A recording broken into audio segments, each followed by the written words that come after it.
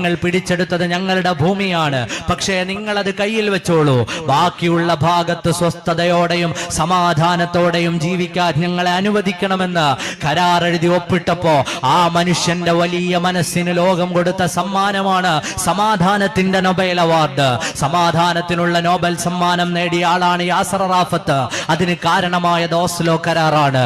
ആ കരാർ ഇങ്ങനെയാണ്: എല്ലാ ഭൂമിയും നിങ്ങൾ പിടിച്ചെടുത്തത് കയ്യിൽ വെച്ചോ, ബാക്കിയുള്ള ഭാഗത്ത് ഞങ്ങൾ ജീവിച്ചോട്ടെ, ഞങ്ങൾ കുടുംബങ്ങളായി കഴിഞ്ഞോട്ടെ. ആ ഭൂമി പിടിച്ചെടുക്കാൻ നിങ്ങൾ വരരുത്, ഇനി അക്രമങ്ങൾ ഉണ്ടാകരുത്. ഒരു മനുഷ്യന്റെ വിശാലമായ കാഴ്ചപ്പാടിൽ നിന്നാണ് ഓസ്ലോ കരാർ ഉണ്ടായത്. ഫലസ്തീനികൾക്ക് വലിയ അമർഷമുണ്ടായിരുന്നു. പക്ഷേ ആ കരാർ ഉൾപ്പെടെ ലോക ചരിത്രത്തിൽ എഴുതപ്പെട്ട കരാറുകളെയും മാന്യതയുടെ വർത്തമാനങ്ങളെയും നീതിയുടെ അടയാളങ്ങളെയും ലംഘിച്ചു കളഞ്ഞ ചരിത്രമാണ് ഇസ്രയേലിന് ലോകത്തോട് പറയാനുള്ളത്.